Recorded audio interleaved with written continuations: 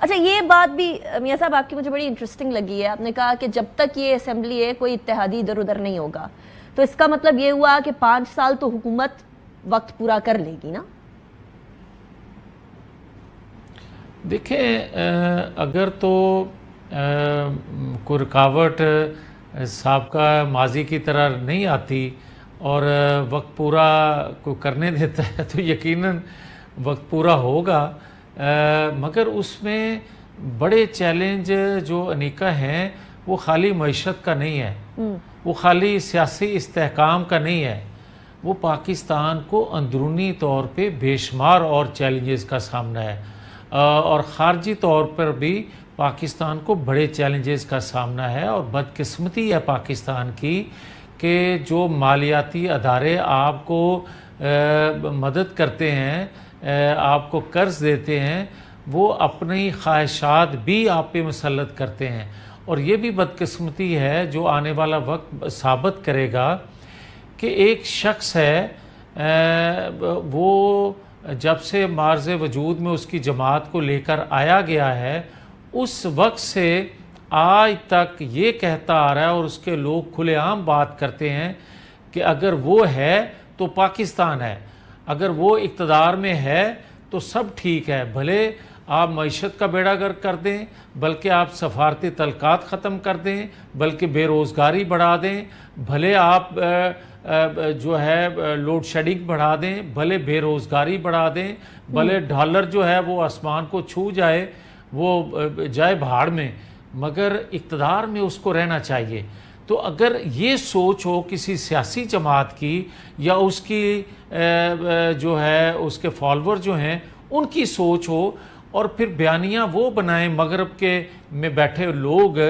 جو اس کو پاپولر کرنے کے لیے، اس کو مقبول بنانے کے لیے اس کو بیانیہ بنا کے دیں، اور وہ تڑکا لگائے بقول ان کے لوگوں کے اس کے مذہبی ٹچ بھی دیں۔ یہ گفتگو آپ میڈیا پہ سنیں، اور آج بھی میں جو سن رہا ہوں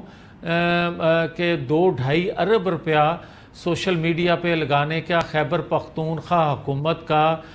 جو ہے وہ پروگرام ہے، جس طرح کوئی 40,000 کے قریب یا اس سے بھی زیادہ پچھلے 10 سالوں میں خیبر پختونخوا کی حکومت نے لوگوں کو ہائر کیا ہوا تھا سوشل میڈیا چلانے کے لیے۔ یہ امپورٹنٹ بات آپ فرما رہے ہیں، اس لیے کیونکہ آپ نے کہا کہ باہر سے پلان بنے اور تڑکا ادھر لگے، یعنی P T I Imran Khan صاحب صرف تڑکا لگائیں۔ تو آپ کو یاد ہوگا مولانا صاحب فرمایا کرتے تھے، یہودی ایجنٹ عمران خان صاحب کو لقب دیا کرتے تھے۔ ہمارے ملک میں یہ باہر سے سپورٹ والا ایلیمنٹ جو ہے یہ ہر کسی پہ الزام نہیں لگتا رہا میاں جاوید لطیف صاحب؟ یہ الزام انفارچونیٹلی نواز شریف صاحب پہ عمران خان صاحب لگاتے رہے، مودی کا یار والی بات ہوتی تھی، ایون بلاول بھٹو زرداری صاحب یہ بات کرتے رہے، تو یہ ایک روایت نہیں بن گئی پاکستانی سیاست کی؟ نہیں، جو جہاں تک آپ روایت کی بات کر رہے ہیں انیکا، آپ درست کہہ رہی ہیں، اس کی وجہ کہ محترمہ فاطمہ جناح اس پہ جو بانی پاکستان کی بہن تھیں اور جس نے خود سٹرگل کی، اس پہ بھی الزام لگا تھا کہ یہ انڈین ایجنٹ ہے۔ اس کے بعد تو یہ آپ نواز شریف صاحب کا یا ذوالفقار علی بھٹو کا، بے نظیر کا، یا باقی نام گنوا دیں، وہ کوئی اس کے بعد کوئی اہمیت نہیں رکھتے، مگر میں جو کہہ رہا ہوں، میں ذمہ داری سے اس لیے یہ بات کہہ رہا ہوں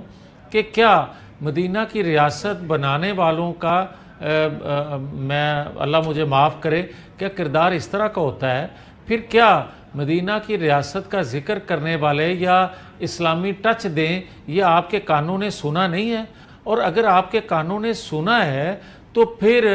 کسی نے پوچھا اس شخص سے؟ اور پھر میں جو آج بات کہہ رہا ہوں کہ غیر ملکی ایجنڈا یا غیر ملکی خواہشات یا ان کا بنایا ہوا بیانیہ پاکستان کے اندر کس نے لانچ کیا، پھر آپ 9-10 مئی کو کس طرح بھول سکتے ہیں؟ پھر آپ مجھے یہ بتائیں کہ میر مرتضی بھٹو جب ان پہ یہ ایف آئی آر ہوئی کہ انہوں نے طیارہ ہائی جیک کیا پی آئی اے کا، اور تمام تر اختیار ہونے کے باوجود ان پہ طیارہ ہائی جیکنگ ثابت نہ کیا جا سکا اور وہ سندھ اسمبلی کے ممبر بنے،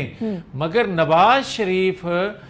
طیارہ ہائی جیکر نہیں تھے، ان کو طیارہ ہائی جیکر ثابت کر دیا گیا اور ان کو سزا بھی سنا دی گئی۔ اس طرح 9-10 مئی ہو گیا، مگر 9-10 مئی آج 1 سال گزرنے کے باوجود آپ ان ملزموں کو ثابت نہیں کر پا رہے، سزا نہیں دلوا پا رہے کہ انہوں نے 9-10 مئی کیا ہے۔ تو میاں صاحب پھر میں غیر ملکی اثر رسوخ اور کس طرح کا ہوتا ہے جس کو میں غیر ملکی اثر رسوخ یا سہولت کاری نہ کہوں تو اور کیا کہوں؟